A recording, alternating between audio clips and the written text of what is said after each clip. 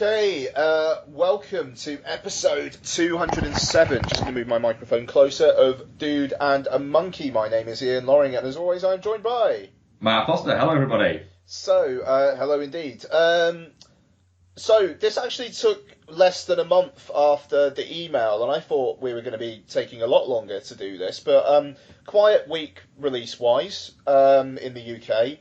So the US got Guardians of the Galaxy, but obviously we reviewed that last week. So taking on a suggestion from Steve Dickson, we have managed to put together a Dude and a Monkey all-time top 5. We have indeed, yes. We've done it. It was difficult. It was. But we've done it. We will explain as we get into it. But also, we've had some cracking lists from other people on Twitter, listeners and whatnot, which is great. I think it's probably the most interaction we've ever had from listeners on anything on the show, actually, in terms of like social media interaction. So, very, very pleased with that. We'll also talk about some what else we watched and the huge as well. Mark, it's only been a few days since we recorded, but has anything kind of happened this week? No, I don't think it has. I think it's been a relatively quiet kind of few days. It's a quiet period, I think, at the moment in terms of what's going on in movies, because everyone's so wrapped up in kind of the feeling of what's coming out that you don't tend to get that much news around this time. News tends to pick up as you get more into summer and as we're getting closer to the sort of the blockbuster season ending and the that in between period, that early possibilities Oscars before you get back into Oscars season. So there's not really a lot kind of happened at the moment. I think everyone's still kind of waiting for Cannes kicks off soon, so there's that. I thought that already happened. I saw something about that the other day and thought, "Fuck, is Cannes still on?" And I looked at it and went, "Oh, Cannes hasn't been on yet." Yeah, no, I think it starts this week. I think. I don't know. It's and it's interesting. I mean, you got Twin Peaks. The first, I think it's the first 2 episodes premiering there. Yeah.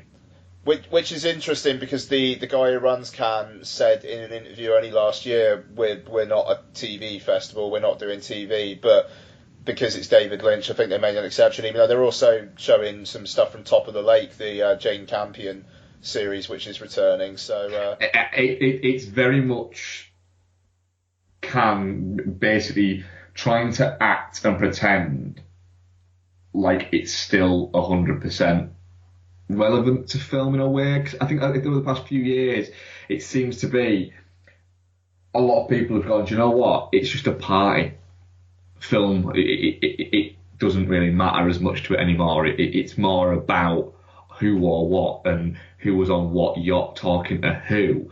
It became a little bit less about kind of the films. What they're doing is they're going, well, if we put Lynch, if we put Twin Peaks on, Lynch is going to be there. All the Twin Peaks crew are going to be there, and it's going to be Twin Peaks at Cannes, and it raises their profile up again. And I think that's what they're grabbing at a little bit. Yeah, no, I mean it's relevant to a certain section of the film loving crowd, and It's interesting. A lot of this stuff with like Berlin as well. You hear that something's a prize winner, and it's like, right, okay, so that basically means it's going to get a VOD release through Curzon Home Cinema February next year. Then, great. That's it. I don't know. I mean, we'll see what comes out of Cannes. I'm not entirely disinterested. It's just. It's always a weird dichotomy as Cannes, because I understand why they do it at the time of year in which they do it, but at the same time it's like it's summer movie season, and yet you've got like 2 weeks of pretty intense like coverage on film sites of 3-hour long art house films, and it always strikes me as weird. Like, while people at Cannes are going to be watching some serious-minded film about, I don't know, refugees, you're going to be also getting in cinemas Guy Ritchie doing King Arthur. I don't know. It's a weird. It is, and the strange thing is, what you'll get critics going, "Oh, this dumb movie is really fucking," about King Arthur. You'll get critics saying, "This dumb movie is really fucking dumb. Look how dumb it is. It's so fucking dumb." And at Cannes, you tend to get critics going, "This really smart movie about refugees is really fucking dumb. Just look how dumb it is." And it's a bit like that. It seems to be. I never trust Cannes. Whenever a film is reviewed really well, I think it could be a bit shit, that. And if something's really panned, it makes me go, could be fucking great, that. Yeah, fair dues. Yeah, that kind of makes sense to me, actually. So yeah, it's also worth saying as well that we're recording this on Sunday, the day before the new Blade Runner trailer comes out. So yeah. I'm sure we'll be discussing that next week. That poster did come out though, which a lot of people were taking the piss out of for looking like Caravat. Yeah. It didn't look like a Caravat. Yeah. I did look at it straight away and thought, when I first saw it, I genuinely, because I just saw, as I was scrolling through Twitter, I just saw it and thought, is that Perfume Ad? Oh, no, it's a Blade Runner poster. Oh, that's like a Perfume Ad was the thing that I saw a lot of people saying, actually, yes. Yeah. I don't know, I think it's quite an evocative little teaser poster, that. It has me. That's quite a nice poster, yeah, I still like it as a poster. And it's just, I don't know, Winter in Blade Runner verse, by the looks of it. It's like, yeah, I'll have a look and see what that looks like. Yeah, like I say, tomorrow is the new trailer where hopefully we'll get maybe some inkling of what the plot is, other than Ryan Gosling tracking down Harrison Ford. I mean, admittedly, I don't need to know what the rest of the plot is. I'd like an idea, just an idea.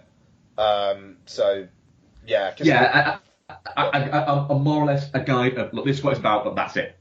Yeah, no, exactly. I mean, it's not like the trailers for Alien Covenant, where it is kind of like, okay, it's kind of Alien again. Yeah. There's more mystery to this Blade Runner film, I think. But we'll see. Speaking of trailers, then, I think I saw one. I saw a couple. I've now watched the Dark Tower trailer, and obviously I watched it with Bex. Oh yes, on the last of course. Show. Yeah, let's do a bit of follow up then. Yeah. Thoughts? You said a thing about it. You said it looks like a film, and it does look like a film. And the weird thing is, I'd probably be sat there going, "Looks all right." Surprised they've got the cast they've got with Idris Elba and Matthew McConaughey in what looks a little bit kind of schlocky. But yeah, I'll happily watch it. But then the fact that I know a little bit of the backstory and Bex is really excited for it kind of makes me go a little bit more towards do you know what? I'm sat next to somebody who was ready to either really like this or really be really worried. And I turned and looked at Bex and she just went, yes. And apparently her thing is that the kind of the Stephen King fan theory is that it's actually not following the books. It's almost like a sequel to the books. I mean, is the kid in the books? Yes and no. Right. Yeah. Beck said it does seem very much like they're taking influence, because the thing is, with the books, the whole him coming in and out, him coming in and out of the world, it's kind of like the whole book is like an infinite loop. He keeps him coming back to the same place all the time, and he has to do things differently to try and get back to the same place, to see if he'll get back to the same place or whether or not he'll do that. So it seems like that would make a good idea for having it being able to take it away from what's necessarily in the books. Okay. That's interesting. Okay, fair enough. That feels like such a fucking unknown for me, that, like, the release date's really weird as well, like August or something, which works with Guardians of the Galaxy, but does it work with that? But it's the thing. If if somebody gets a Stephen King film nailed, it'll open up the idea of building a Stephen King universe. That's the whole idea behind this. The whole idea is to release this, get this semi-successful, and then they can release The Stand. And then from there they can release other bits, and they can try and generate a new Stephen King universe kind of property where every year you get a new Stephen King movie or 2 new Stephen King movies, and they can budget them anywhere between 40 million and fucking 200 million. Well, it's going to be a big couple of months though, isn't it? Because it comes out in October, which feels like already it's got an awful lot more heat than The Dark Tower does. But I think it has also kind of had more of a pop cultural footprint over a longer period of time as well, which helps. Absolutely, yeah. I mean, there's been no Dark Tower is very much for Stephen King enthusiasts. You know, you don't have to be a Stephen King enthusiast to have seen the TV miniseries that was made in the early 90s. I think it was, I can't remember, it was late 80s or early 90s. I think it's early 90s. But also as well, not only that, people who have read that book that aren't necessarily Stephen King fans, The Dark Tower it's 8 books. So, and then plus, like I said last week, you've got all the different sort of graphic novels and things like that. So you really have to be steeped in that universe to have taken on that kind of challenge, I suppose. Yeah, it's I don't know. I mean, like I think, as I said on Wednesday, I'm happy that fans are excited. You know, that's cracking, and it like this film's had such a fucking journey getting to the big screen that I'm kind of glad it's there, and I am very intrigued to see it. We'll just. I don't know, the kid aspect. That really fucking threw me, because then it just kind of felt like Last Action Hero, as I said last week, and I don't know, kind of weirded me out a little bit. But I'll watch Matthew McConaughey as a bad guy all day long, you know.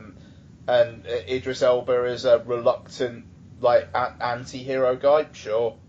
Yeah.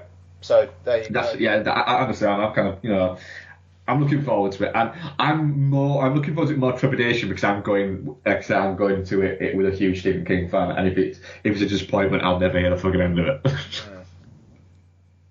That's fair.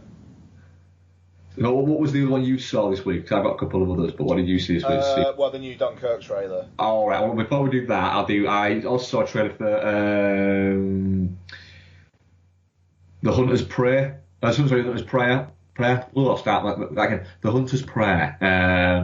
A Sam Worthington film. Oh yes, okay. From director, super director. No, from according as the trailer states, the visionary director of Terminator 3 and Breakdown. Oh yeah, Matt Mostow, he's definitely a visionary. Yes, so the visionary director of the worst Terminator movie and a Kurt Russell movie that's really quite good, but is 20 years old.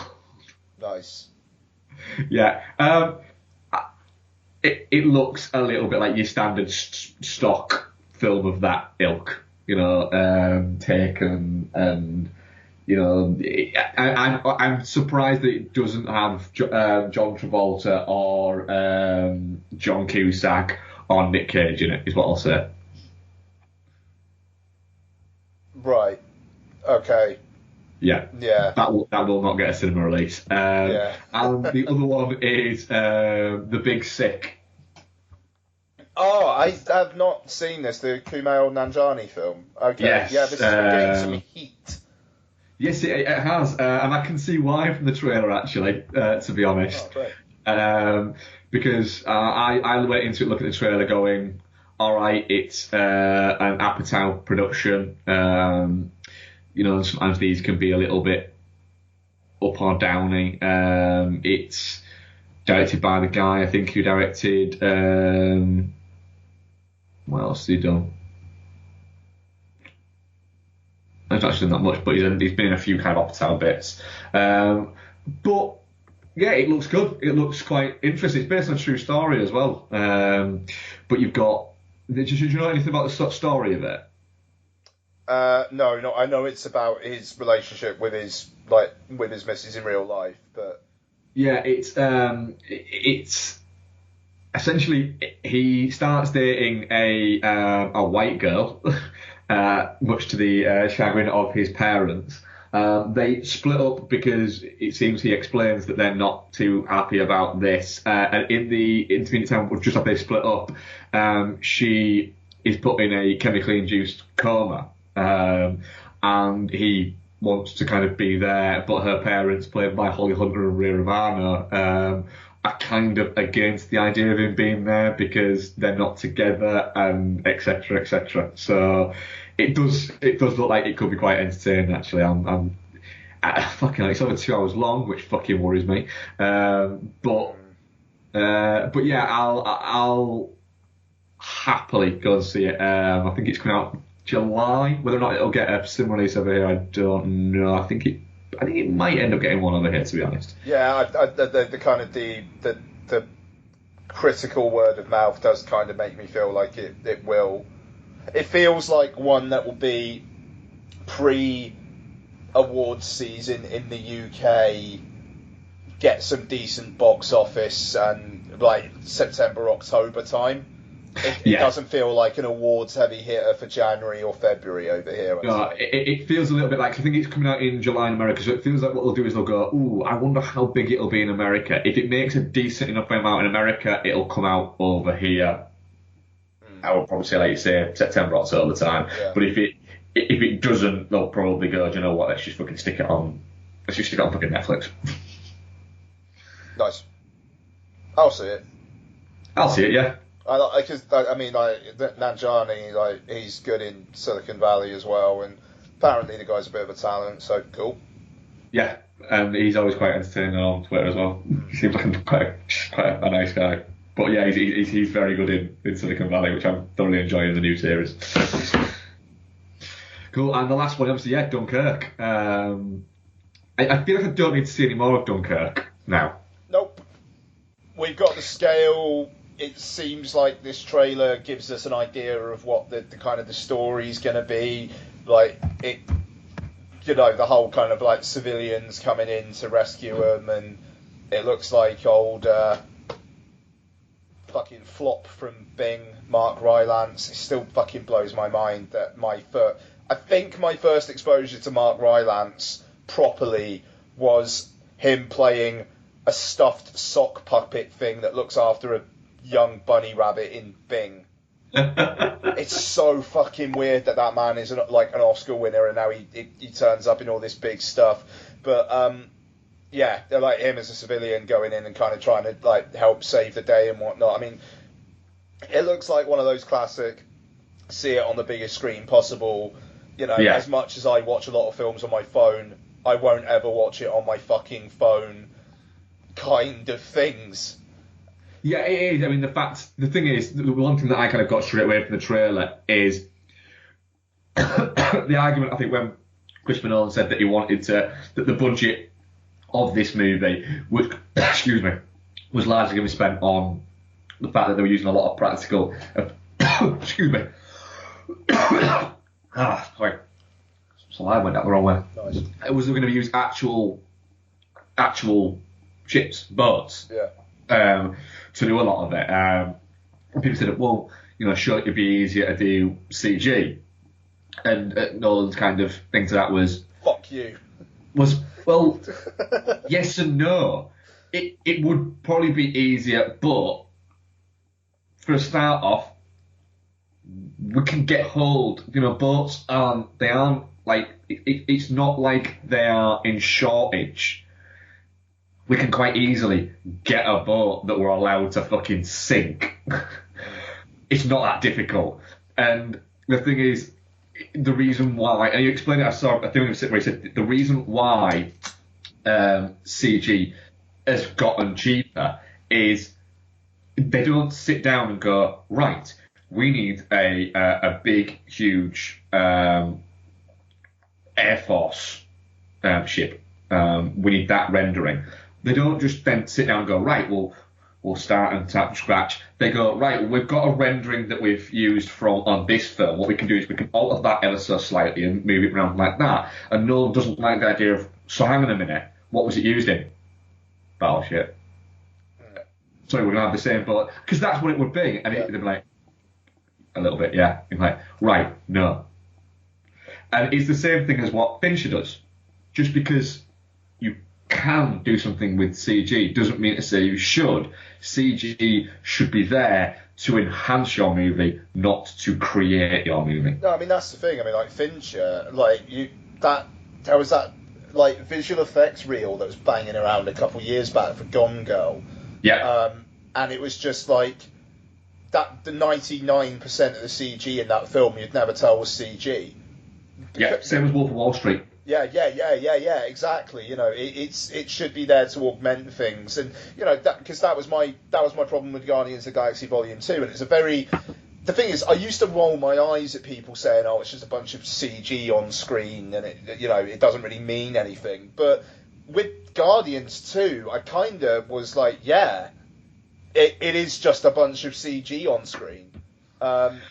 Yeah, there is that. You're becoming what was slightly jarring, I think, from the Dunkirk trailer was the fact that it felt strange looking at a movie going, holy fuck, that's not done on green screen. Yeah, totally. And when people say, oh, you can't tell the difference, like, do you know what? There's a difference between can't tell the difference and something looking really fucking good. Because I think you kind of can tell the difference, because you can always tell that it's not quite right, but it's your brain then goes, do you know what? It doesn't matter. And this isn't me criticising, because I loved Guardians of the Galaxy Volume 2. I think it's fantastic, but I can see why people would put that against that instead of that. I think this it looks. I'm looking forward to how impressive this is going to look. And it also helps that it's Hoyt van Hoytsen, who's the cinematographer again, because he's a very, very good cinematographer. And of course, the other bit, it's shot on film. Yeah, I mean, both trailers have made it very plain at the end. You know, it's going to be in 70mm. It's going to be in 35mm. It's going to be in IMAX. You know, I mean, like. We were talking before the show, my thinking is hopefully the Manchester IMAX will have a film print of this, because the Manchester IMAX is like BFI Waterloo, proper, actual what IMAX used to be originally known for, sized IMAX. Yeah. And like if you've got a 70mm IMAX fucking print of Dunkirk, I would probably pay £50 to watch that. Yeah, that's it. like proper IMAX. Take my money.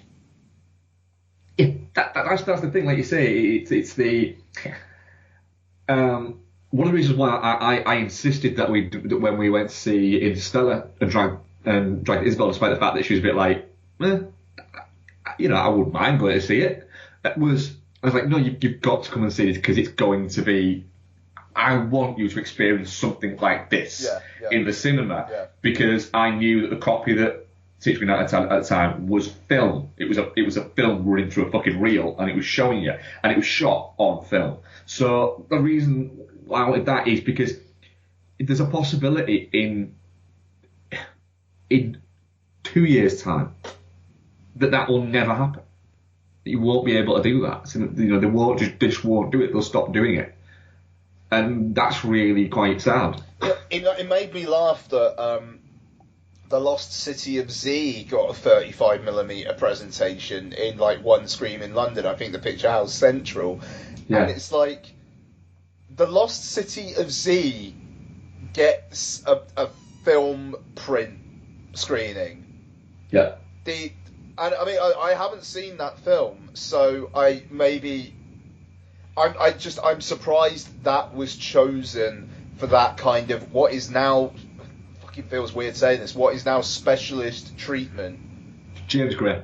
That's the reason why that got that. Because James Gray he's considered still to be and I'm not disagreeing with this.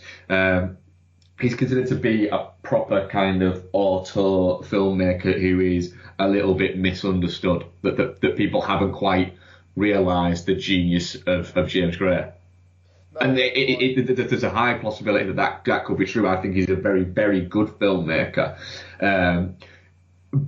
who has never compromised. He's never gone. What he could do is he could take a studio project one day and make a really, really fucking good movie, and open up his world to being able to get his films financed and get his films made a lot easier. But he will not do that. He is trying to do things without any compromise, which is admirable, absolutely. But then you can't bitch and moan about it at every fucking turn, like he does have a habit of doing. He mentions an awful lot in interviews with him that he struggles to pay his mortgage. Yeah, he's doing what he wants to do, though, isn't he? Yeah, like it is, and you can't. That's the thing. You cannot disagree with him on that. But it's a little bit like you can't have your cake and eat it and then complain that it's a different flavour cake than what you wanted. No, I mean that's the thing. It's like where like James Mangold kind of felt like it feels like he's, pun intended, walking a line. Of putting enough of himself into his studio projects, several products, to make himself feel creatively at ease. And I think it's what characters like James Gray are going to kind of have to do, really, and hope that like he gets one that scores large enough that he's able to do something smaller and and still pay his mortgage. That's it. Yeah, I mean it's the similar thing as Abel Ferrara. I have a friend who interviewed Abel Ferrara about 4 or 5 years ago, and this is a guy who has been making movies since the late 70s. With Driller Killer, but has also made he made King of New York, Bad Lieutenant. He's made proper, quite big movies, and he met him in his and they did the interview in a coffee shop, and he actually said, "Can we continue this in my apartment?" Yeah. And he went round the corner to his apartment and said it was. He said, to me, I'm not joking, mate. He said it looked like Travis Bickle's apartment in Taxi Driver. He said, and he said, I thought it would be this really nice apartment. And he said, and he even referenced it and said, "Bet you thought this was going to be a lot nicer than this." And he was like, "A little bit, yeah." He said, "I'll tell you now, I've got $16,000 in the bank, so this is about as good as it gets for me." And he said, he thought, I don't think he's joking. And he said, "But I've never made a film I didn't want to make." Yeah, there you go. I mean, that's it. I mean, like I could never be a creative because I watched my dad do it and fail fucking miserably at it, and it. That's it. It's having the he's going to look back and go, "Do you know what? I did everything the way I wanted to do it." Yeah, that's that. In the same way as I've just finished listening to the Springsteen autobiography. Oh, nice. Yeah. Tangent slightly, and it's read by Springsteen, and he's sort of talking about he does a lot of sort of focusing on the early years, where he's basically saying that he's never had another job other than being a musician. That was it. He'd always decided he was going to do that, and then you hear about it, and like before.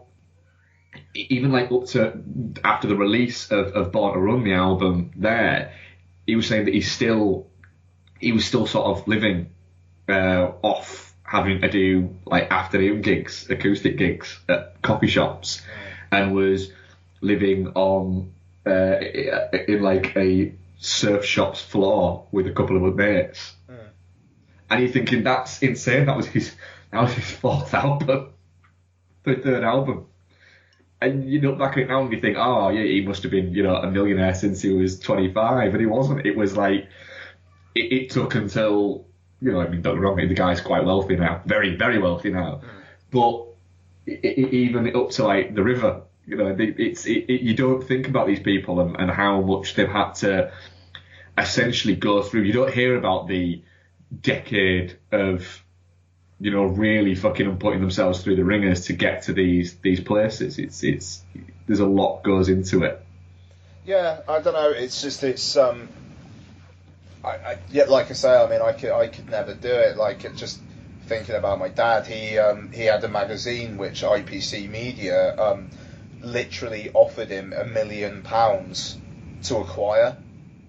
like my dad ran this magazine, and my dad turned it down, and it literally was something that haunted him the rest of his life.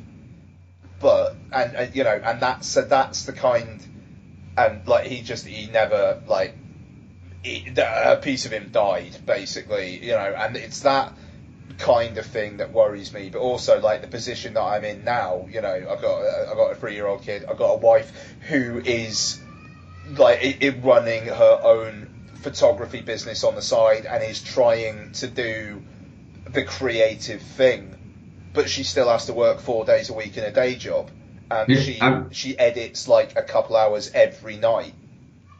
Well, I've got a friend who's in a very very successful metal band. You know, they've supported some big bands. I think they're playing on the same bill as like Guns N' Roses and Iron Maiden, and tour quite regularly, and are very well respected and big on the metal scene. And he goes off and tours, and then when he's not touring, he works at like Aviva Insurance. You know, it's that's mental. It is. It's not the automatic. You think that these guys are all fucking millionaires. It's weird. But yeah, no, exactly. But saying that though, if my dad had like sold that magazine there, I who knows where the fuck I'd be, but I wouldn't be here. My life wouldn't have gone down this particular road, and you know, in a weird way, it was a good thing for me that my dad didn't do that. You know, because I'm a very lucky, happy guy, but I also work in the financial services sector on workplace pensions, you know, and which isn't what I want to do. You manage a clothes store and work with people you apparently loathe. Sometimes, yeah. You know, and you know what I mean. But it's you know, it's weird. So I mean, going back to the original point, James Gray, in a way, yes, all right, you're struggling to pay your mortgage, but you are also a legitimate filmmaker. Yeah. Who, you know, has taken chances, and some haven't worked, some have worked, and Studio Canal financed the 35mm print of your film, which they don't do for everyone. James Gray is pissed off that he isn't considered in the same, and again, not a criticism necessarily, he's pissed off that he isn't considered in the same bracket as Paul Thomas Anderson. Yeah, straight up. And he can't understand why Paul Thomas Anderson can keep on getting money to make movies when not a single one of his movies has made money. And that's true. Yeah. Not a single one of his movies has ever made money. Yet, does Paul Thomas Anderson struggle to get people in his movies? And does he struggle to get his movies made? No, he doesn't. Inherent Vice, Megan Ellison just went, yeah, there you go, there's 60 million, go fucking make it. Yeah, quite. Which is mental. It's insane. You know, but I mean, it's the pull of PCA, innit? And also, just back to the film presentation point as well that we were originally talking about, the 70mm presentation of The Hateful Eight that we saw in London, I will never forget that. No, I will. It was glorious. But I think for film lovers and for especially somebody who adores film, the film, the actual thing, rather than the whole idea, it was incredibly special. It reaffirmed my belief that I have no problem with digital at all. I don't think every film should be shot on film, but when Kodak stopped making film altogether and everything has to be shot digital, I think it will be a horrible and sad day for the cinema. Yeah, I kind of don't see it happening as long as Nolan and Tarantino are around, and as soon as Spielberg, Scorsese. Yeah, but then again, how long are they going to be around for though? That's the thing.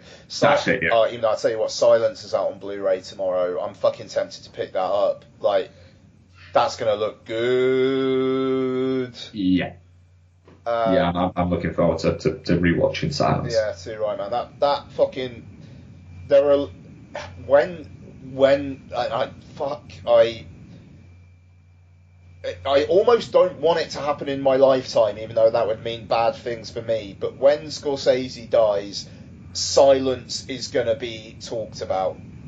Yeah, silence will find its audience sooner rather than later. People will go.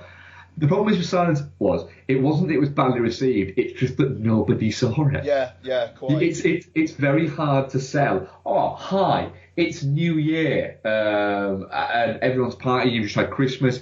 Here's 3 hours of just horribleness. Yeah. Here's 3 hours of people just doing shitty things to each other. Oh, is it like gore and stuff like that? No. It's just relentless. It's really misery. fucking realistic.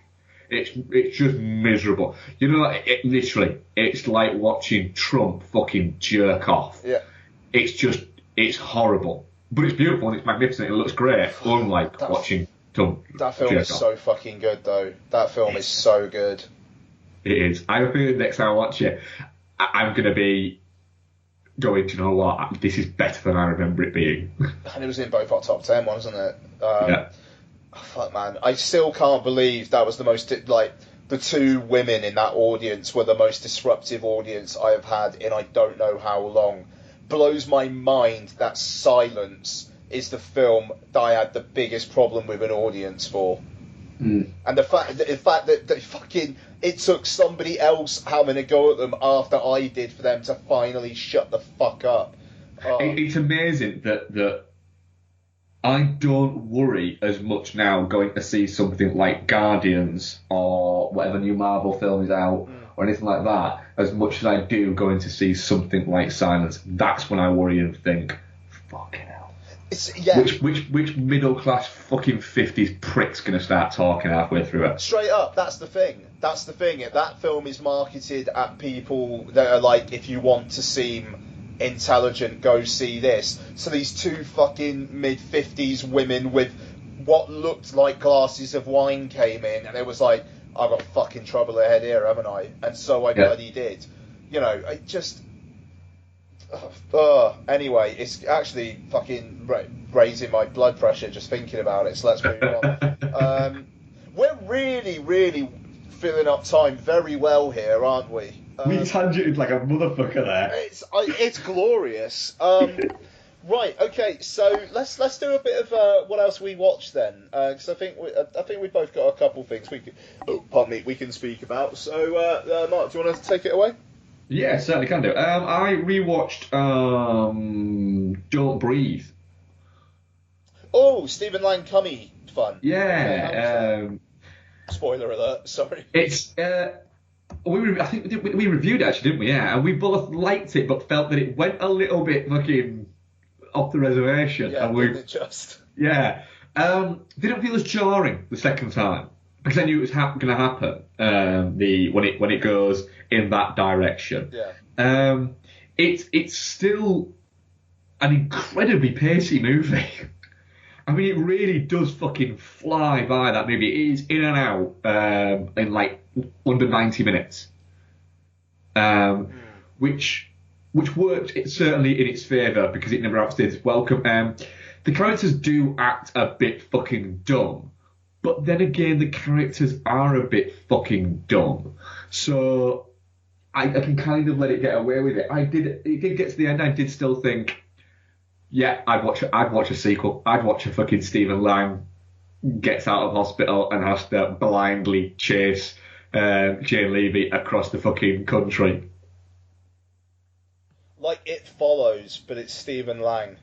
Yeah, Stephen Lang just walking around with a fucking turkey baster of cum to go and impregnate this bitch that killed his whatever she was. Such a fucking womb pet. It's such a fucking weird. Points to fucking Fede Alvarez for getting a studio to just crack on and go ahead with that. You know. Yeah. Do you know what? It's. Fucking hell. I probably will never go to Fright Fest again. I might go to Fright Fest for a night, but it'll be to see maybe one or two films and have a few drinks with people that I know that are going to be there. Yeah, I mean, like, frankly, that would be more of an excuse to hook up with, like, Dan and John and whatnot, to be fair, than anything else now. Yeah. Yeah, it would be that. I'd be going down to London using Fright Fest as an excuse, but I wouldn't go again. But if I'd gone for a weekend and that was playing, I'd probably come away going, that was one of the best films I saw at Fright Fest. It is that type of movie. Absolutely. It's certainly worth a rewatch. I don't think you'll be disappointed. It's one of those where you can watch it on the treadmill, but I'd maybe, once you get to a certain point, pause. Yeah, no, the thing is, that film's quite claustrophobic and contained, and I wouldn't mind watching that on a TV with a decent sound system. You know, it's oh, and actually, Fright Fest as well. By the way, did you see they're actually going back to the Empire this year? Yes, I did. Yeah. Yeah, I'm gonna have a look at the lineup. I might be up for a day or two of that this year. I certainly might be up for a day trip. Yeah, straight up. You know, just as an excuse to meet up and do some recording and drinking and whatnot. Why not? Eh? Exactly. Yeah. Yeah, but Don't Breathe. I would. Yeah, I'll probably get back round to it at some point. Probably whenever Fede Alvarez has got something else new out. Oh, when he has this fucking girl that desperately wants to make money film. Oh yes. You know, what's it? The girl in the spider's web or something. Something like that. Yeah. Next up, I rewatched Deep Blue Sea. Glorious. Because why not? Yep. It's fucking dumb but ferociously entertaining, that movie. That flick's great. Yeah. Have you ever heard the story about the sequel for Deep Blue Sea? No, but I want to. Tell me. Let me just find it. Well, I've got Deep Blue Sea on Blu-ray. It's going to be directed by Jack Perez, who did the Mega Shark versus Giant Octopus. Really? Yeah. And essentially, it was going to be about a group of Somalian pirates that board a scientific ship that's like a research centre that floats around. And the reason why it floats around is essentially it's a load of like different tubes that has different sharks in it, so they can release it into different tanks and see how they interact under different things. And then Navy SEALs have to go in to basically take control back of the ship, but the sharks have then also turned, because they're letting the sharks out, the sharks are turning also on the scientists and the pirates, and they're trying to get out. But they're not just like super smart sharks now, they've got like fucking like lasers. Like that fucking John Sayles Jurassic Park thing that was going to be like the... Yeah. Oh, that would have been glorious. Yeah, that are put into it, so like they're properly fucking weaponized sharks. So I fucking love to see that. It goes right up there with the Gladiator sequel that was written by Nick Cave that we'll never get to fucking see as my sequels, and the Beetlejuice one, sequels that should happen but never fucking will. Watch that. Also, we watched The Order, aka Sin Eater. The fucking the Brian Helgeland. Yes. Okay. Heath Ledger movie. I have a real soft spot for that movie. I think it's a really fucking good watch. I even bought it off iTunes, $6.99. Oh, nice, bloody hell. By the way, Macron, it looks like he's won the presidential election in France. At least one country has some fucking sanity. Thank fucking Christ. State TV vote estimates predict 65.5% to 34.5% win. Like that's a pretty good majority as well. Thank fuck for that. Sorry. Let's just hope that fucking Farage and Kate Hopkins get fucking detained in France, because they both went to France to celebrate Le Pen's win. Of course they fucking did. Imagine actually doing that. Yeah. That being your thought process to do that. Because she believes in so many of the heinous things you believe in, that you will actually go because what she wants to do is make it hard for you to go there. And you don't want any people that she represents coming here. It baffles my mind. God, the turnout was 25.3%. And France, Jesus Christ, haven't had an election or a universal vote that has had a smaller turnout than 60% in like decades. Yeah, it's the lowest since '69, apparently. Yeah, usually their electoral turnout is in like the high 70s, mid 80s percentage-wise. Oh, dear. Yeah, I've just got a news flash saying from Sky News saying that the projections are that he's going to win quite comfortably. It looks like it's going to be comfortable. All right, well, that's... Bravo, France. Yeah, We've got good work, French France. listeners, which we won't. Not with the fucking movies we talk about. Well, no, quite, but Jesus Christ. Anyway, yes, we just got political there, but it just that really felt like if Le Pen actually won, that was going to be. I was going to pack up and fucking go. Yeah. I don't know where I was going to go, but it was going to be somewhere. Yeah. Anyway, right. Genetically modified sharks. No, we're on to Sin Eaters now. Sorry. $6.99 from iTunes. Glorious. Yeah. Book playing a renegade priest. Also starred Shannon Sossamon, Mark Addy, who lives up the road from me. Nice. Which is really fucking weird. And I see fairly regularly in the pub, to be honest. Sweet. Yeah, which is quite weird. And Robocop is also in it as well. I really like the cine. I like films that are about kind of Catholicism and occultish happenings and general sort of stuff like that. I fucking lap that shit up. And the cine has that, and it also has a very, very good central performance from Heath Ledger. I think that had it not had some silly moments and some kind of Euro trash hokey performances in it, I think it'd actually be quite a much more well-received film, or well-looked-back-on film, The Order. I think it is because it is called The Order and Sin Eater. For instance, weirdly, I couldn't find it on iTunes by typing in The Order, but I did find it by typing in Sin Eater, but it's called The Order on iTunes. What? Yeah, weird. When I found it, I was typing in Sin Eater, and it didn't come up. The Order, and it didn't come up. I typed in Sin Eater, and it came up, but it's called The Order on iTunes. Oh, for fuck's sake. Wasn't it like the UK type? The UK title's one of them and the US title's the other, or something? Yes. The UK title is Sin Eater, the US title is The Order. Yeah. So I also want it on DVD as well. Yeah. Right. I know. I have a problem. I rewatched The Temp, which I've not watched in a long, long time. Which I actually, when I first watched The Temp, it was one of those. I think you'll be old enough to recognise the reasoning for renting this. It was one of those where I rented it, going, I'm going to enjoy that, and there's a high chance of boob. Who's in it? Lara Flynn Boyle. Yeah. We don't get boob, but we do get a lot of down top shots and a lot of leg in it and bits like that. So it was good enough, but it's also quite an entertaining film. It's batshit insane, but it's quite entertaining. It's directed by Tom Holland, actually. Oh, sweet. Okay.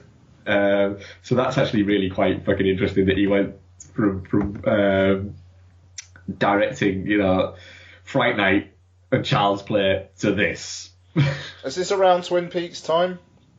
It's just after Twin Peaks, yeah. Yeah, okay. Lara Flynn Boyle is quite fetching in Twin Peaks. Yes, she's playing a schoolgirl, but she obviously wasn't that young yet. Yeah. You're covered. Yeah. Also has Timothy Hutton, who, remember, at this point was, hot shit. He was taking roles off people like Sean Penn and Tom Cruise.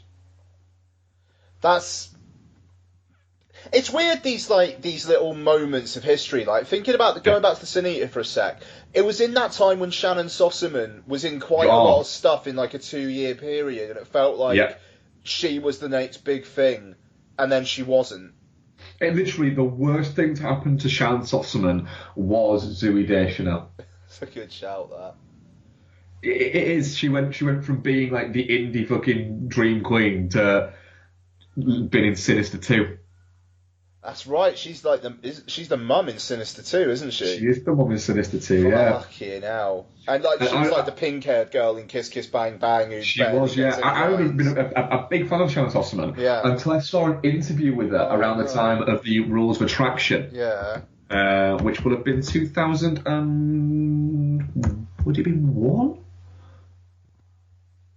Not Rules of Engagement. Not the fucking terrible sitcom starring David Spade. Rules of Attraction. 2002. I saw an interview with regards to this movie, and she came across as such a dick that it put me off her. Made me think maybe that's why she isn't making movies nowadays. Okay, that's a shame. Yeah. I mean, actually, she might be a lovely person. It might have just been a bad interview. She may be a lovely, wonderful person. If actually Shane Black said she was, so if Shane Black says she was, then we must assume she is. Yeah. So yeah, The Temp. Have you ever seen this? No. It's on Netflix. It's 95 minutes long, and it's actually kind of worth your time. Timothy Hutton plays an executive for a cookie company. I'm not making that up. In an alternate world, this is a film. In an alternate world, this is 9 Lives, the sequel. And his company has just been taken over, and it seems like his boss, Faye Dunaway, is going to be kind of moved along, and there's him and Oliver Platt and somebody else, generic woman part 2, who are in line for her job. Oliver Platt is playing the game better than Timothy Hutton is, and Timothy Hutton, it seems like, has a short fuse, and is currently living away from his estranged wife because he's got kind of jealousy issues and seems to fly off the handle quite easily and has some anger issues. While all this is going on, he has to get a big presentation sorted. His PA, essentially his secretary, who's a guy, has to go to the hospital because his wife's about to give birth, so he's on paternity leave. So the temp agency send Lara Flynn Boyle, and she turns out to be fucking amazing and keeps on making him look amazing by being amazing at her job. And she's so good at her job that she ends up getting promoted to the same level as Timothy Hutton and then becomes his competition for this job. And along the way, people start dying and weird stuff starts happening. Okay. Yeah, it's very kind of early 90s, but it's still really quite enjoyable because there's some moments of it where you go, that doesn't even make sense, but it's quite good. And Timothy Hutton keeps making all of the wrong decisions and just playing into Lara Flynn Boyle's hands. Right, okay. But it's 95 minutes, and it is well worth 95 minutes. Okay, cool. That sounds like it could be something for me to watch. Yeah, yes. I would certainly say so. And the other one I watched, which I'll come to finally, was I watched Volcano. I need to fucking... Right. Somebody on Twitter said that John Carroll Lynch is one of the most horrific deaths ever to put to film in Volcano, and I need, like, literally this week, I need to see Volcano. It's on Netflix now, isn't it? It is on Netflix. Yeah. Do you know? Right. All right. Well, then you'll quite enjoy this then. It's a really good watch. Aces. It's 145 minutes. Not 145 minutes. An hour and 45 minutes. Okay. It's got Tommy Lee Jones in it. It's got Anne Heche in it. John Cheadle in it, Keith David in it, and it's got John Carroll Lynch having yes, he does a horrible death in it. But it's a really entertaining. If you like disaster movies, I quite like disaster movies. I've got a bit of a soft game, and I got a lot of enjoyment out of it. It's a really good entertainment watch, if that makes sense. Yeah. Because you quite liked San Andreas, didn't you? Oh hell yeah, yeah. Yeah. If you like San Andreas, you have no problem with Volcano. Nice. It's the science of it probably doesn't make sense in reality, but makes enough sense in the movie that you go, I don't know if that's possible, but they're making it sound like it fucking might be. Anne Heche is adorable in it. Back when Anne Heche was adorable before, what's her name? Ellen broke her heart and she went a little bit fucking off the reservation. And it's early Don Cheadle, the same year that Don Cheadle made Boogie Nights, I believe. That's a difference. Yeah, it is. Yeah, although at one point he does see me wearing one of the same outfits. But yeah, it's a solid watch. So we'll talk about it more if you watch it this week, next week. But yeah, it's a good sign. Is Volcano certainly. Ace. Yeah. Okay. I think And the I might effects well still do like it that. actually. Yeah. Really. Okay. Who's it directed by? Mick Jackson. Okay. I feel bad for asking Did now. um, LA Story, The Bodyguard. Oh Yeah, shit. Okay. these other ones. Yeah, LA Story is an entertaining movie actually.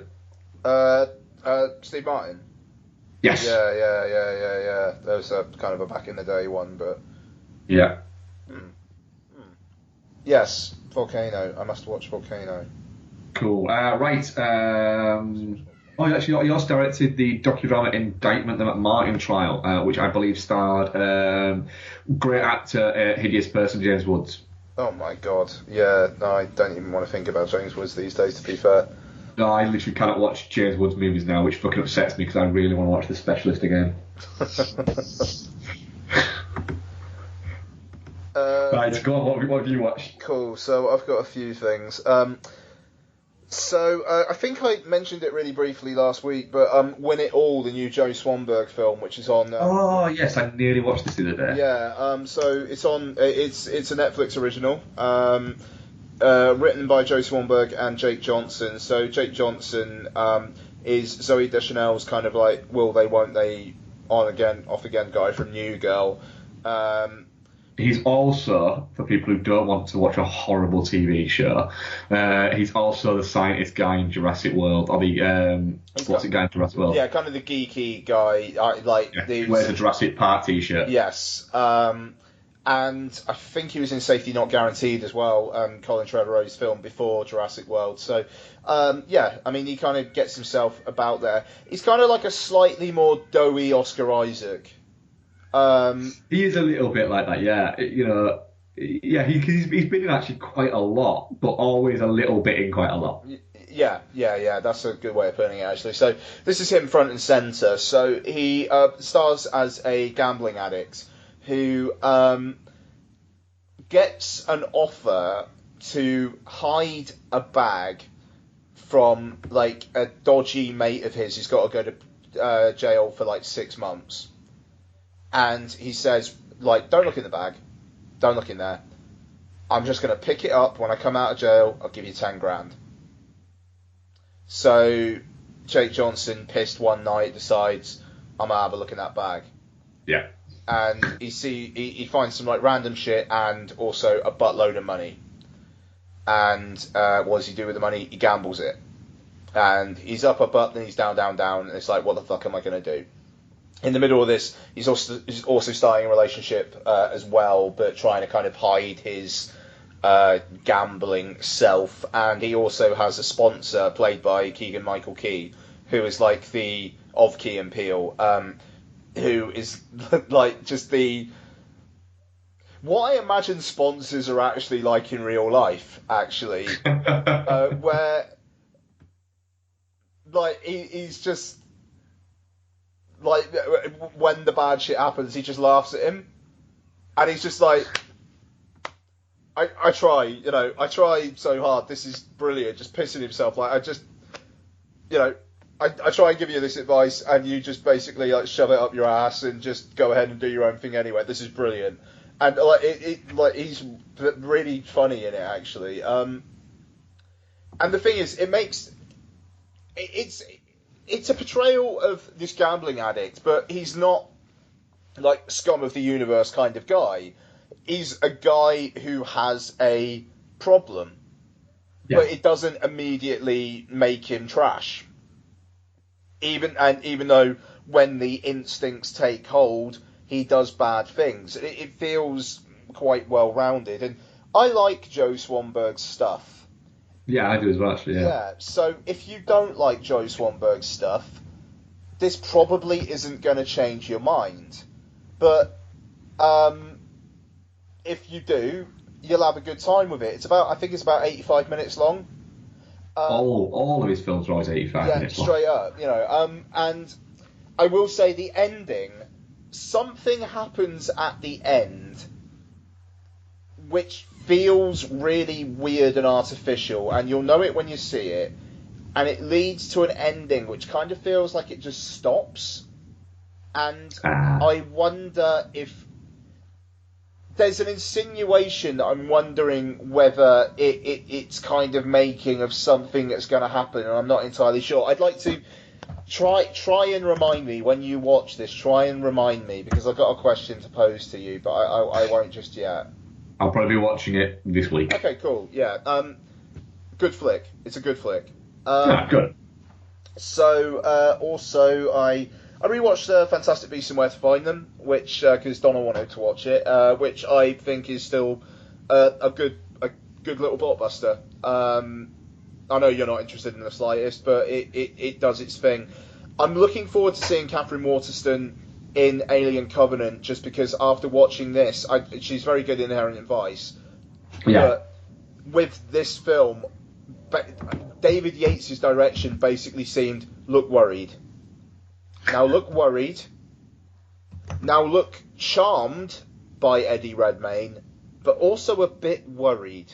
And that's every single fucking facial look is that, it seems. So apparently, based on the early word, she's good in Alien Covenant. So there we go. Yeah.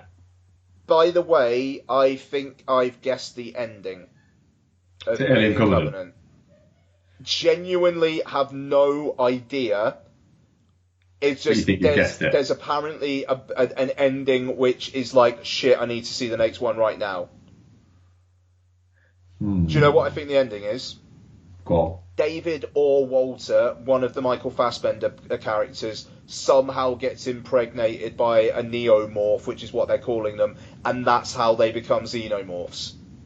That's how they get acid blood, because they're actually robot-y. It's probably bollocks, but I'm saying it for the record now, because that's what's going to happen. It would kind of make sense that there's almost like a bit of engineered tech to them. Ooh, if that happens, I will be hands washed, ruined it. We'll see. Some people seem to be saying that the ending's properly like, wow, that's really interesting. And I'm just saying it, I genuinely, hand on heart, do not know.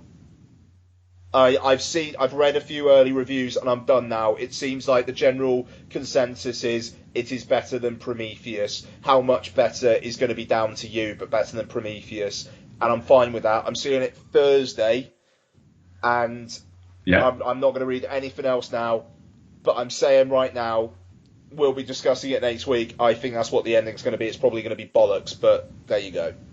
I'm probably seeing it Friday, because at the moment, and I'm crossing my fingers, genuinely crossing my fingers, I have, it's Becky's birthday on Thursday, so I've got Thursday, Friday and Saturday off work, but with the way my work is at the moment, there's a possibility that I might end up having to go in on Friday, so I'll probably still seeing it on Friday anyway, but if I'm in on Friday, it'll mean I'll be in on a fucking 12-hour shift, so it'll all depend. I might be seeing it on Saturday morning.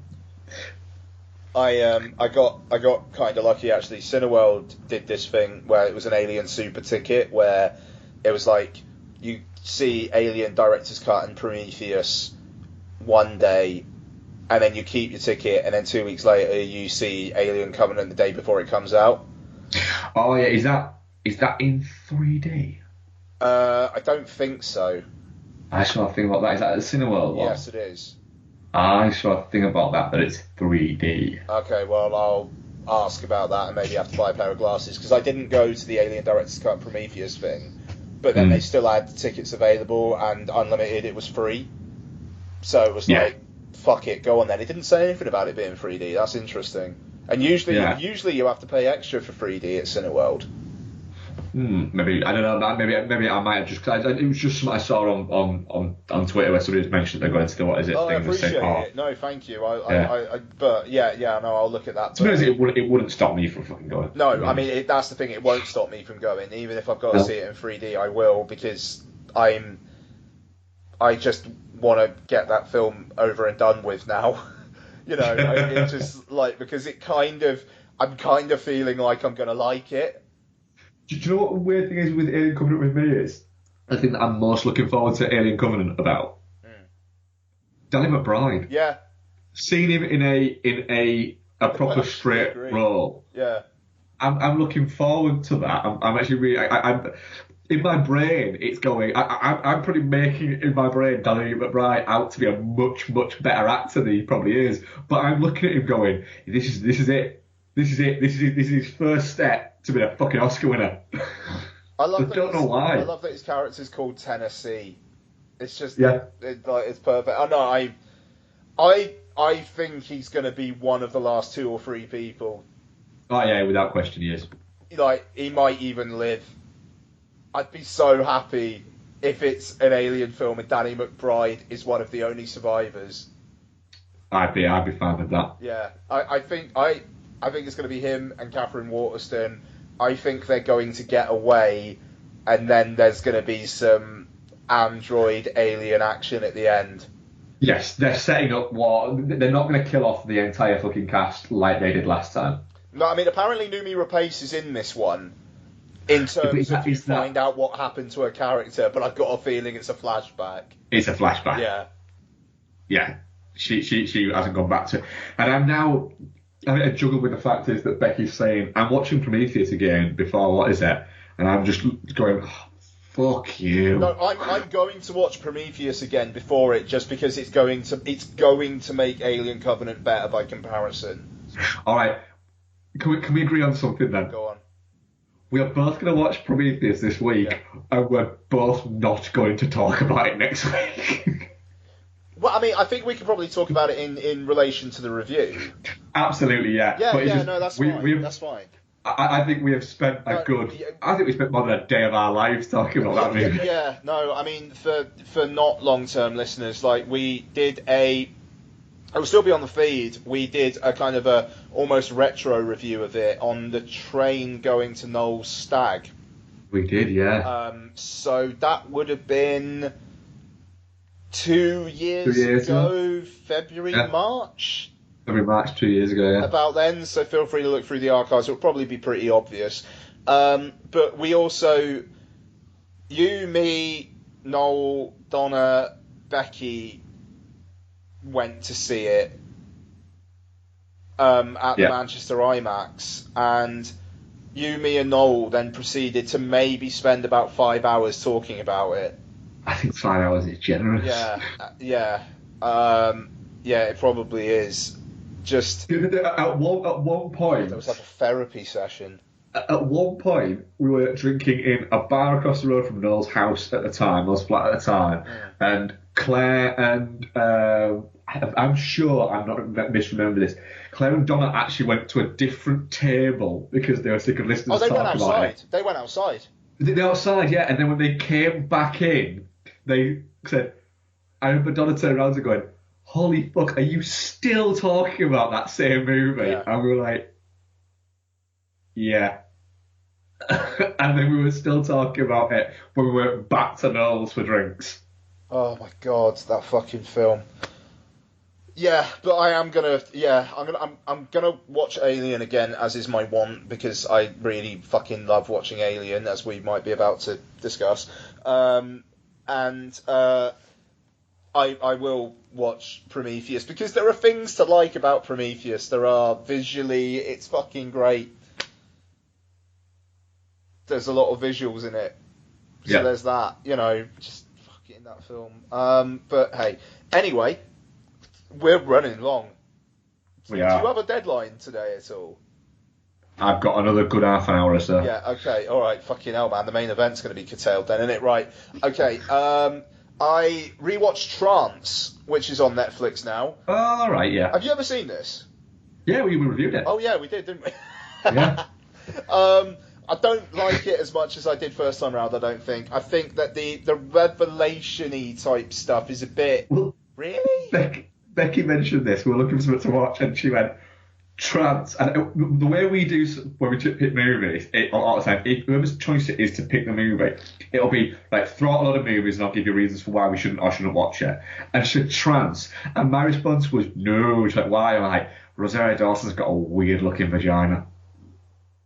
I suppose that was just cuts her head like a dog when it hears a weird sound and just went, what?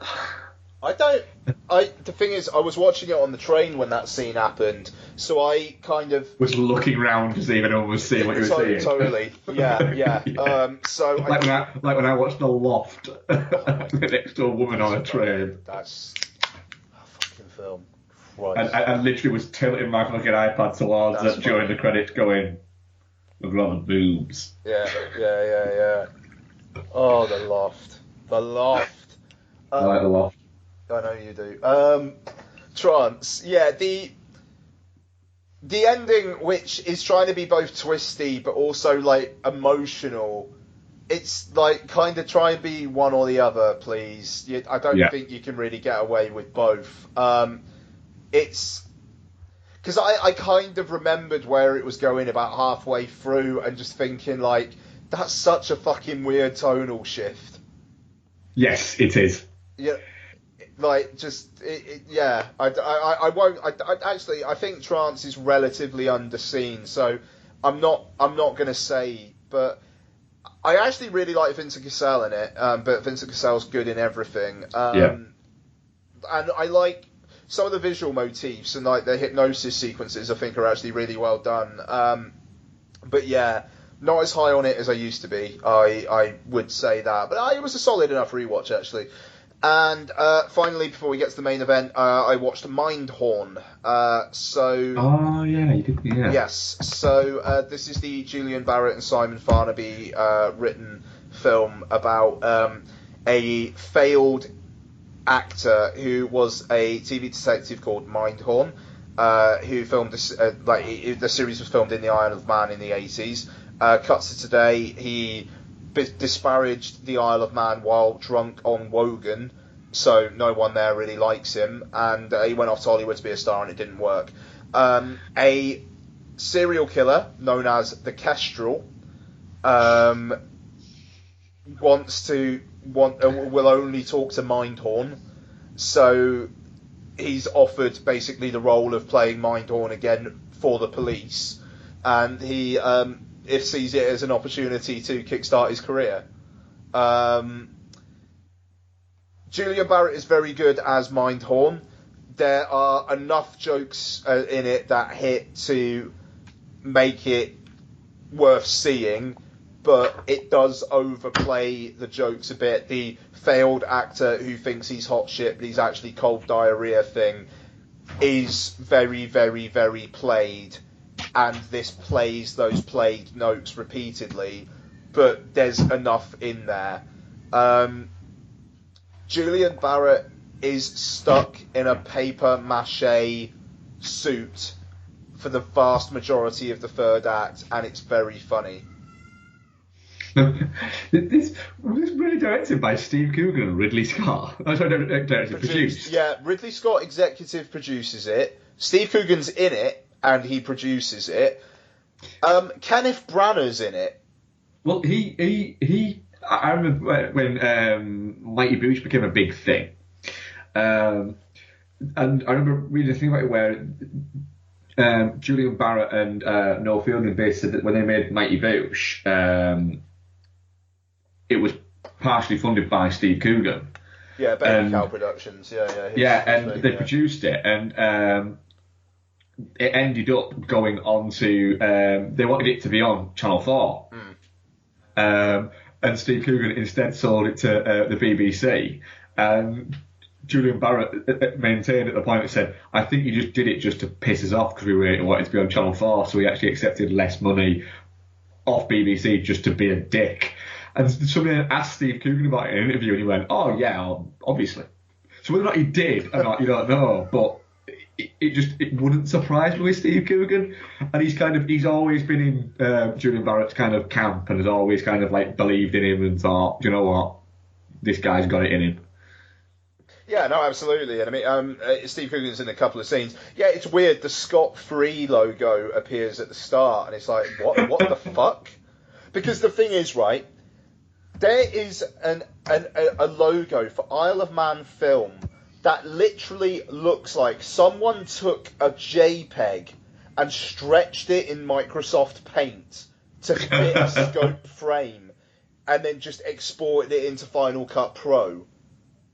And it's almost like it's actually a joke. It looks that bad. It is the worst looking production logo I've ever seen. And Was it Isle of Man Films? that just literally the quality. It's like an image. It's not like a moving thing. It's just an image.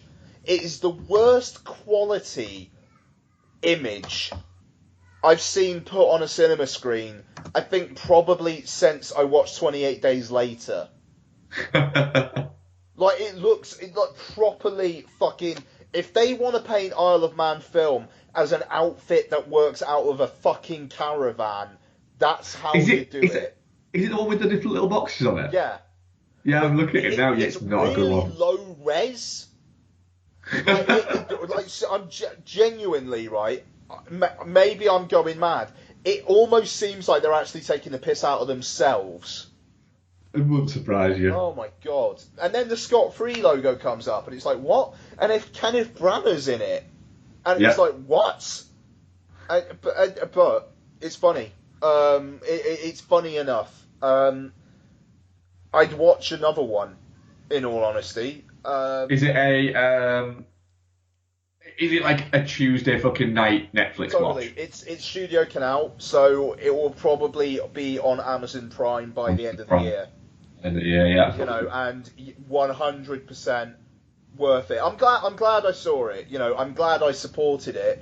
It's a 3 out of 5. It's not amazing, but there were plenty of bits that made me laugh. And there's a ballad at the end over the credits that the character Richard Thorncroft in the film wrote called "You Can't Handcuff the Wind," which is actually almost worth entry fee by itself.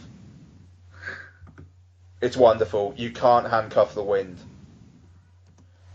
I'll look forward to that. Yeah. It is a perfectly decent Tuesday night Amazon Prime watch. Nice. Yeah. And you know, if it was, I'd feel if it was the main review, I think I'd maybe even not look at it so kindly. As it was we weren't even doing a main review, so it's almost like just a bonus film this week. Cool. Yeah. Hour and 40 minutes, fuck me. Like, it's pretty much as long as a normal show, and we've not even done the main bit yet. Good work, us. Yep. So, we have a top 5 list, a combined top 5 list. Now, Mark came up with the scoring system. Mark, do you want to run through it?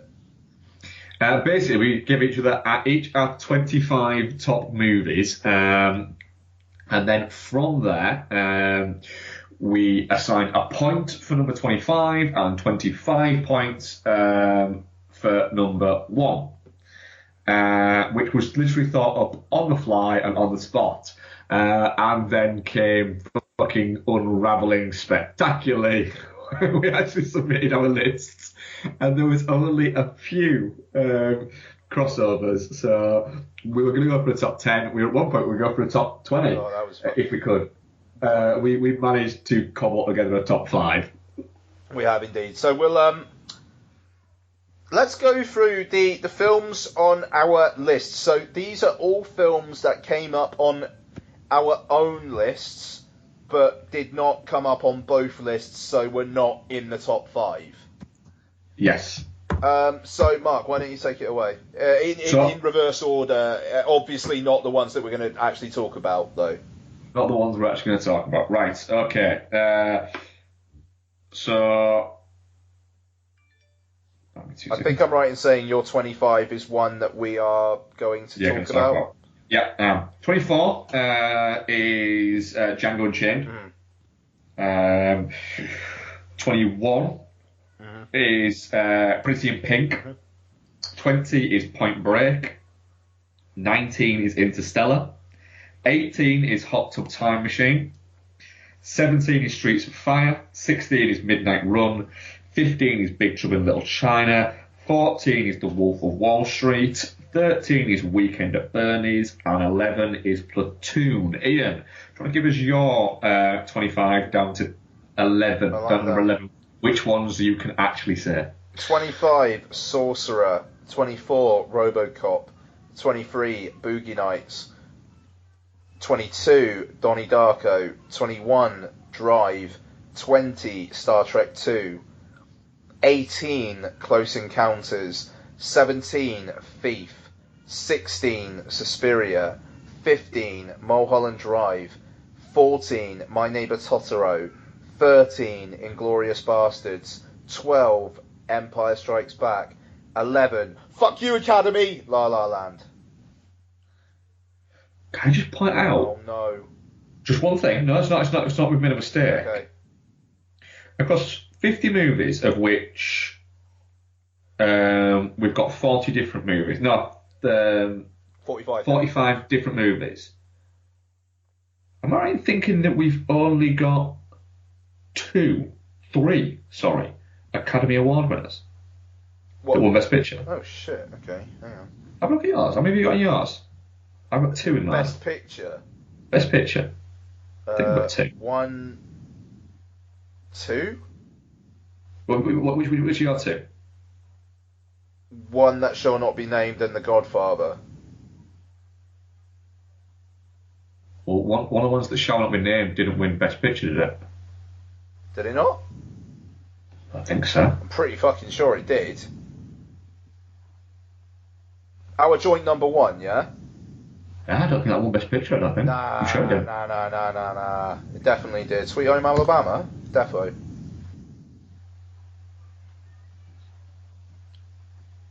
Are you sure? Gonna look it up. See, I need to look it up now, because that's going to fucking really bad if I didn't. Shit, nominee. Yeah, it didn't win. What the fuck won that year? That won't have been something that good. It definitely wasn't something that good. Alright, fair enough. Anyway, alright, fine. So yeah, I got 1. I've got 2. Which are? Platoon and one that comes up in my top 10. That's fucking weird, isn't it? Interesting. It is quite interesting, that. I quite like that. Right, so I'll do my top 10, the ones that I'm allowed to say. Number 10, When Harry Met Sally. Number 9, Goodfellas. Number 8, The Burbs. Number 7, Escape from New York. Number 6, Taxi Driver. And then number 5, It's a Wonderful Life. Number 4, The Godfather Part 2. Number 3, Twin Peaks Fire Walk With Me. And number 2, First Blood. Nice. And I have number 10, Blowout. Number 9, Die Hard. Number 8, The Shining. Number 6. Hang on. I fucked up, I think. Oh, hang on, no. Yeah, no, hang on, I did fuck up. Sorry, I missed one earlier on. Apologies, folks. Apologies. Blade Runner was above Suspiria. My apologies. Oh. Might have given us away there. Yeah, no, I might have actually. Fuck. No, I totally... Incidentally, yeah. I won't say, but I have looked. I'll say when we discuss the film, I've looked at the film that won over our combined one that we just thought that won an Academy Award, and you're going to be surprised at what film actually won. Oh, fuck. Okay, we'll get into it. 5, The Thing. 3, The Godfather. Even though I went for The Godfather, you went for The Godfather Part 2. Yeah. To be fair, The Godfather may, like... The thing is, you can't say the saga because of Part 3. Yeah. So you can't. That drags it down. Drags the whole thing down. Drag the whole and thing down. Anybody who still thinks in their mind, yeah, but number 3 isn't that bad. It's just bad in comparison to number 1 and number 2. No, it's not very good. No, it's not. It's not. Go back and watch it. Yeah. It's not very good at all. Yeah, number 1 and number 2 are rightly classics, and number 3 is rightly remembered for fucking the entire fucking thing. Indeed. And my number 2 is Sunshine. So, yeah, I did slightly give something away there, but at least it's only number 5 on our list. Yeah. Oh, just to say a quick update. Marie Le Pen has conceded defeat. No way. Oh, brilliant. She's already done it. Good. All right. Good Yeah. stuff. Oh. Oh, and we're just getting into our top 5 films. This is nice. Okay. Number 5 is Blade Runner, which got a Yes. combined 13 points. Blade Runner is just a fucking world, isn't it? That's the thing. It's like stepping into a fucking world. It is, yeah. We watch it quite regularly because it is Becky's favourite film of all time. She adores it, so we've watched it quite extensively. It's also the film I've owned the most. I could go for that.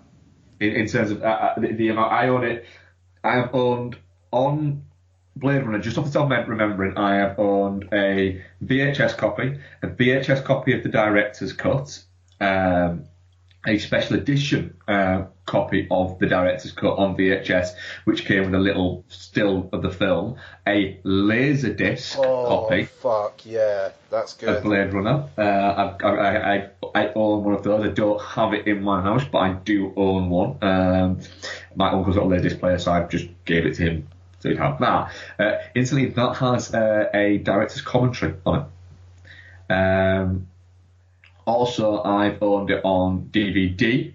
DVD in that box, that tin box set that they did.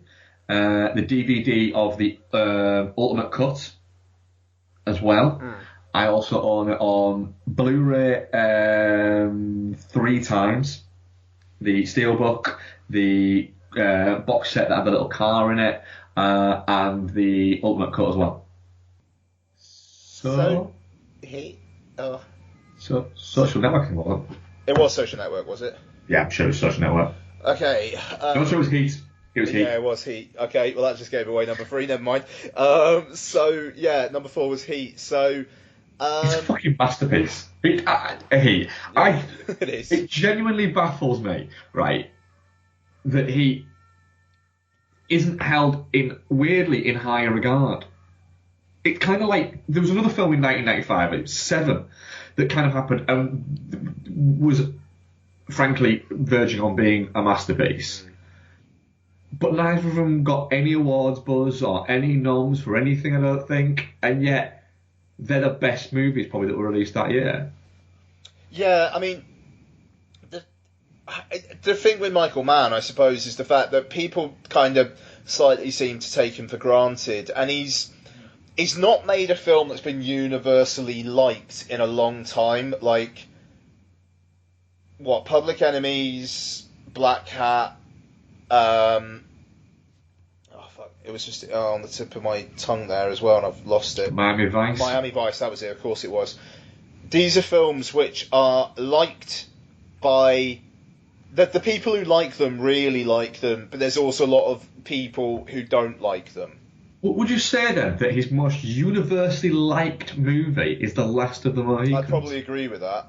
Yeah. Yet, film enthusiasts would say not that that's his worst film at all, but that'd probably be the film they'd go to least. Yeah, I mean, he is a joy, you know. He is a joy, as is Thief, Manhunter, The Insider. I don't think ever gets enough recognition. No, true that. Yeah, I mean, Thief came up on my list as well. You know, it's a great film. That was his debut film as well. Yeah, I mean, that's fucking madness, and the Tangerine Dream score to that is so fucking good. I think we watched Thief. I think it's on Netflix, I believe. I think it is. Yeah, the Arrow Blue is very nice as well. I think it's the same master as the Criterion, and it's really fucking pretty. But yeah, it's you know. Yes, it's Al Pacino and Robert De Niro like together in the coffee shop, but it's also really, really great action and like just a brilliant cast all around. Yeah. Can I throw in a controversial opinion on Heat?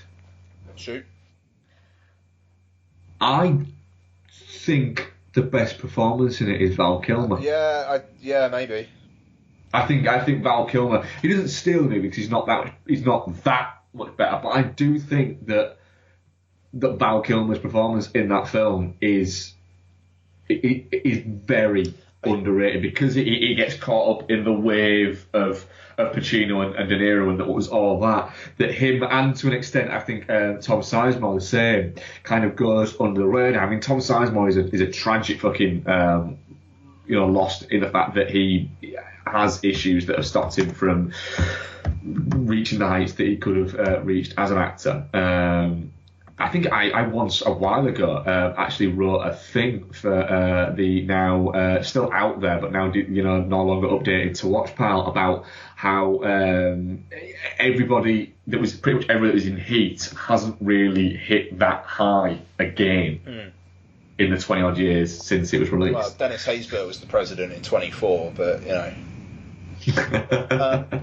mean that's the thing. I mean like Al Pacino, it's the start of overacty Pacino, even though it's it's not in there a lot, but it's like she's got a great ass, so you got that. And De Niro, it was the mid '90s De Niro, kind of underplaying things quite a lot. He doesn't really get any like classic De Niro stuff to do. I mean, The Conversation is very, very good. But it's just man's as in love with LA as he is with the actors in this film as well. Absolutely, yeah, and as similar, it is one of almost it's fucking horribly fucking cinephile thing to say, but it almost does act as a character in the actual movie. Yeah, no, straight up, I agree. I mean, to be fair, it's the same with Collateral as well, except that's LA at night, and it's the one time I think his digital cinematography is really kind of actually aided his work, even though it was kind of early digital as well. But the kind of like the almost kind of like haziness of it. I'm thinking particularly of the scene where they're just like driving at night and it's the Audio Slave track is on, and there's a shot of like a fox in the night, and it's this weird, slightly surreal, like perfect 2 a.m. hazy kind of sequence, and it works really well. But yeah, I mean, he's fucking brilliant. Bought that on iTunes. I'm tempted to pick up the Blu-ray, I must say. Has it got all the features on the iTunes copy, or are you just wanting it for the fact that it looks nice? It does look fantastic. Yeah, I mean, it was a 4K master that they took it from, and I have found lately with iTunes stuff that I'm getting itchy feet for 4K because iTunes HD, it's just it doesn't look as good, and it really bothers me. Fantastic Beasts and where to find them. I rented that off iTunes, and it was just like, this doesn't look that great. And it's probably streaming at 720p or something, and it's really making me. And like La La Land is out on 4K Blu-ray next Monday. How can I get the iTunes version of that? No, you're gonna have to get the 4K for that. It's kind of criminal, isn't it? Yeah, I don't know, totally. And but anyway, number 3. My favourite film of the decade so far. It's The Social Network. Yeah. Go on then. Why? I think it's a genuinely important film about communication in the modern world and how people still need to relate to each other on a personal, person-to-person level, no matter how much technology you can build between. And I say that as someone who loves their tech. Is also a very, very interesting story of rivalry and jealousy. I think that Eisenberg's portrayal of Mark Zuckerberg is fucking masterful. He's amazing in this film. Yeah, he is. The score is incredible. Yeah. The digital cinematography is great. And fits the film well, and I am still annoyed that The King's Speech stole its thunder in such a big way in the awards season that season. The Social Network is a masterpiece. And that is from a man who has made a few. Yeah. The insane thing is, I was just thinking, what actually fucking won it over The Social Network? Because it's not like it's not a.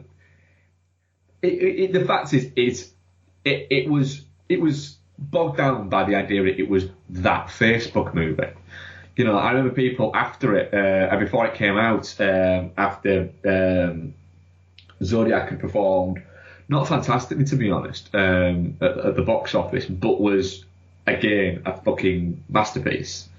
And it was like, hang on a minute, so Fincher's going to go from doing Zodiac to doing that fucking Facebook movie. And even I was like that. I was, you know, uninterested. This was a movie with a relatively unknown cast and Justin Timberlake about Facebook.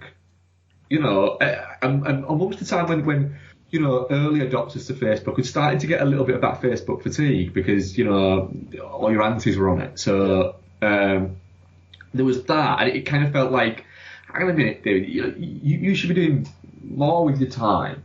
And then the trailer came out, and it was like, holy fuck, that looks good. Yeah.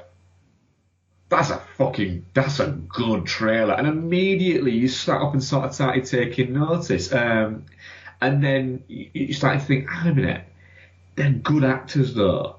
It's Sorkin. Sorkin's a great writer. You know, the idea that he wanted to basically, he framed it like Rashomon. You know, that was his idea behind it, was that he'd go from there, and you know, that it's all based on what he said and what she said. And the thing about The Social Network is, it doesn't matter if it isn't exactly the reality of what happened, because it's based on a true story. It's not a documentary, so it can get away with it. You know, it's a really, like you say, it's an important film, and it plays up this idea that this is dangerous amounts of money and dangerous amounts of power in the hands of people who've almost got it by accident. Oh yeah, I mean, yeah, no, absolutely, and just the fact that Tom Hooper won Best Director at the Oscars over Fincher for this. Yeah. And not only that, the one thing we have from that, to take from that, the one good thing that came out of that was the fucking face anytime he spoke that Quentin Tarantino gave him during that round table. Oh, the Hollywood Reporter round table. Oh, yeah. It's glorious. Where you could tell he just wanted to go, you directed a fucking TV movie, get out of this room. He basically shot down everything that man said. Glorious. Yeah. The Social Network, yes, it's an absolute. I only watched it last week actually as well. Again last week, and it is magnificent. I like that fucking film, man. I need like that 4K. I need in my life. Weirdly, you know, I'm saying I own all the to cement how much this is a proper top 5. I own all of these films on Blu-ray. I have at one point or another owned all of these films on Blu-ray. which is about as good as it gets for you. Yeah, quite. Okay, our number 2 is Alien. Yeah. Which was it was number 1 on my list, but number 20 something on your list. 25 on mine. Yeah. So there you go. Alien, it's a perfect organism. What can I say? Yeah. That, you know, and yes, we've got 2 Ridley Scott films in our top 5. Oh, fucking hell, we do, yeah. And I would say neither of us would count ourselves as, you know, we both like Ridley Scott movies, but I think we'd both sort of say we're not absolute fucking. He wouldn't get in my top 5 directors, is what I say. Yeah. I mean, I don't know. It's difficult. I'd have to think about that. But Alien is a perfect film. There's not That's the thing. I mean, when we were doing our Sunshine commentary a little while back, I was talking there about how Sunshine admittedly does have a dip for a few minutes. Alien doesn't. It is efficient, but still gives you more than enough character and story stuff to be getting along with. The world building is great. The whole the truckers in space kind of thing is just done perfectly, and the way that when they go down to the planet, it's part. Some of them want to explore it, like genuinely want to explore. Like John Hurt's like, I'm fucking going down there. And some of them are following orders, like Veronica Cartwright, she's just kind of doing what she's told. And then Yaphet Kotto and Harry Dean Stanton, it's about the money. It's like, you don't do this, you forfeit your bonus. It's like, and how that's all very human, and that dynamic you feel is just like, yeah, absolutely fair enough. You can see those characters being on that ship, and like the fact that Ripley is the one who's seen as a prick. She's the one who wants to keep them in quarantine, and then Ash lets them in. It's I love that. And then by the end, it's like, well, if they listened to Ripley, they'd all be all right now. Well, they wouldn't all be all right. John Hurt would be fucked. But that's kind of couldn't really get out of it there. But yeah, I mean, like the production design is amazing. The models are great. Just the fact that like inside the alien, the stuff moving around is basically like hands with plastic gloves on. It's brilliant. That's the thing is, these things looked amazing. Yeah, that's it. And like the matte paintings are great as well. And and then towards the end, I mean, the almost wordless final 20-25 minutes, apart from like Mother talking, and then Ripley maybe with a bit of dialogue to Jonesy, but that's kind of about it. I want to watch it again now. Just talking about it, I want to watch Alien now. Yeah. Yeah, I don't have that much to add because you basically said it all. It's the way that it could be both seamlessly a sci-fi movie and a horror movie at exactly the same time, and not a sci-fi horror. It's both movies. It's both a horror movie and a sci-fi movie, and it's got tremendous ambition and scope in itself. For such an early movie of Ridley Scott, yes, he directed 200 odd adverts before that, but so did the director of fucking Talk. So it doesn't mean, that it was always going to happen. He had directed a few films before, but I think was this his fourth or fifth film, I think? The Duelists came before, and the Duelists is great. The Duelists is very good, but it's that film's funny. But I don't know, the jump between this and that is pretty spectacular. So yeah, it was his second movie. His second film, yeah. And Blade Runner was his third. Yeah. What the fuck? How? And they're sandwiched between The Duelist and Legend. God's sake. How? It's weird, isn't it? It's really, really weird, actually. His career's a strange little mixed bag, his career. Alien and then Blade Runner, it's just quit. I mean, I'm glad he didn't, but you're done, bud. Don't worry about it. You're in the all-timers. It's all good. Yeah. Fuck me. Oh my god, Alien. Right. Number one then? Yep. You say it, go on. Apocalypse Now. Lovely. Weird that our number one and number two in our combined list is our number one, our number ones. So I think we can call them a joint number one, can't we? It was always probably going to happen in terms of that's how he created it, and it makes sense that that's how it happens. But yeah, Apocalypse Now. It's often the phrase, a movie like this can never be made again is thrown around quite often, and it's often not fucking true. For Apocalypse Now, it is a movie could never be made like this again. You've got big, huge stars. You've got Coppola blowing through money like an insane man, and some of it his own money. You know, the fucking what is the quote? There's a quote that goes with it that Coppola says about Apocalypse Now. We were in the jungle. There were too many of us. We had access to too much money, too much equipment, and little by little we went insane. Which is what happened. It's an absolute masterpiece of madness. It's also one of my favourite sets of all time, when they first come up along Kurtz's hideout, essentially.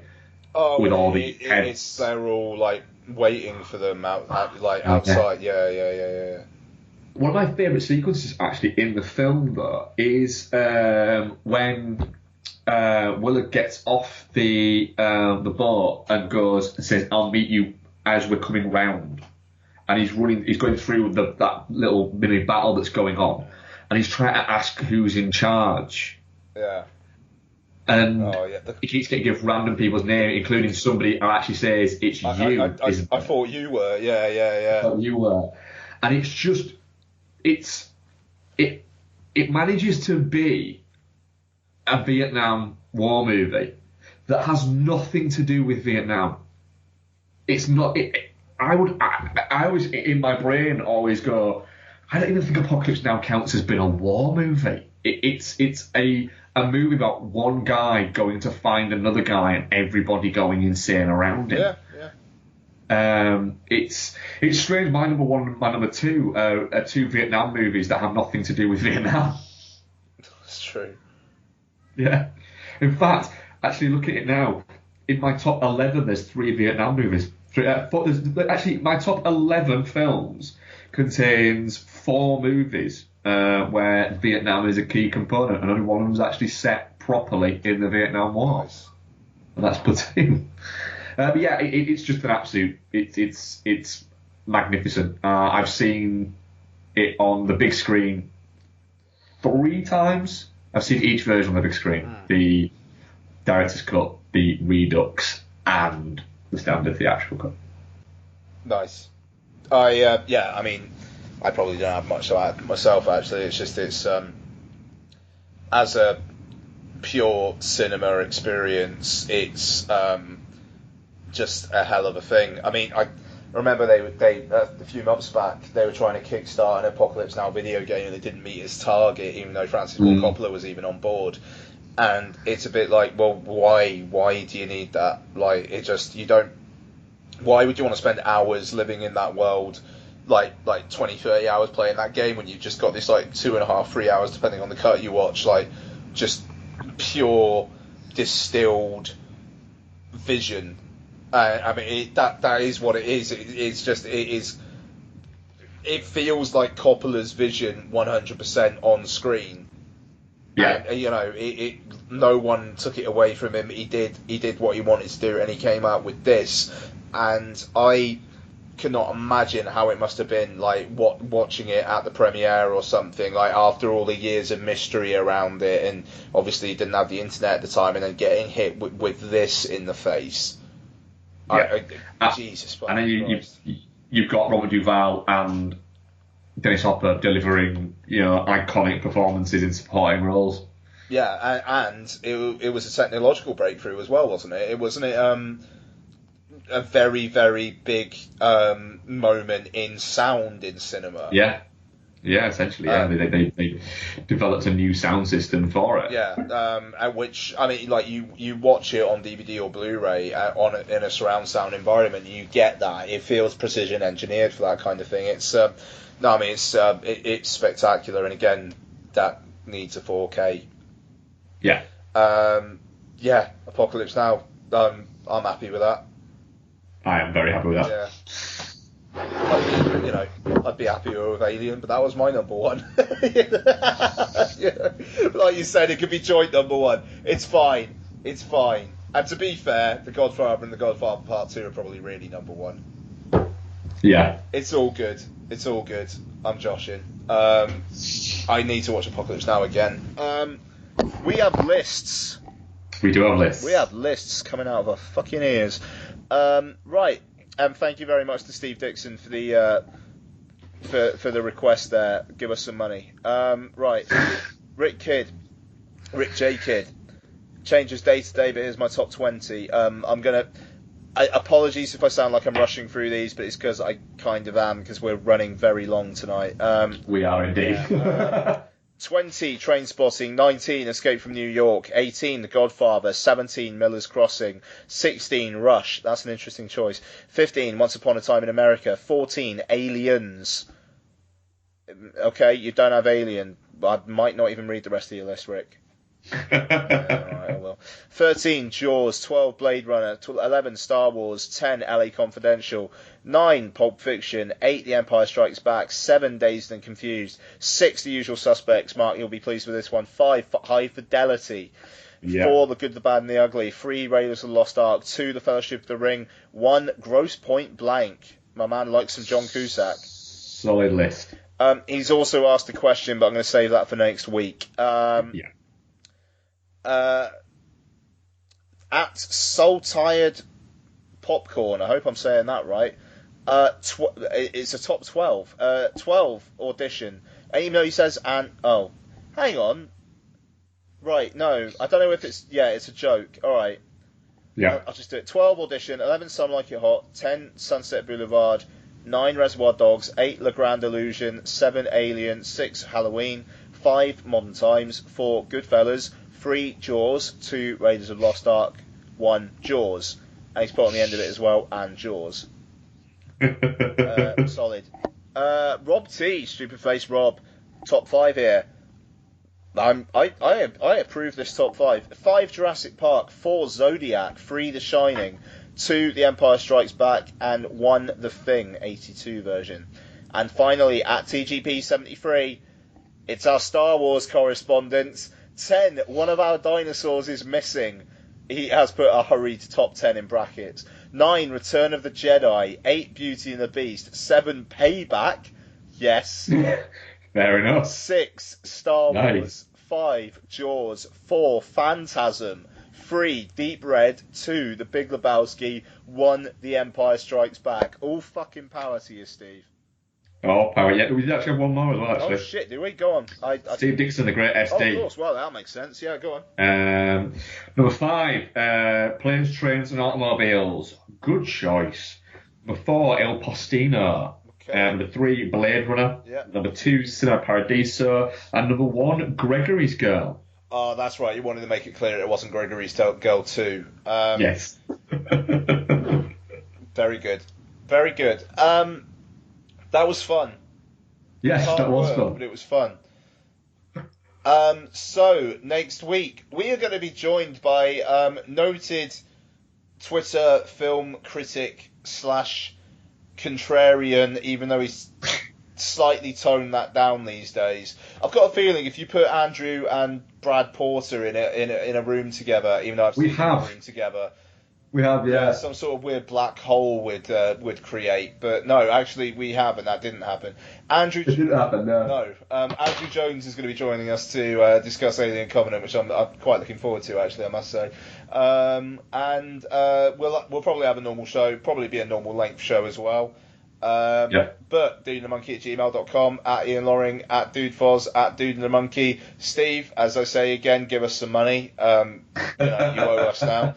And we will see you guys next week. I think that's it, Mark, unless you got anything else. No, that's it. Thank you very much, guys. Nice one. Good stuff. Thank you very much, folks. Bye-bye.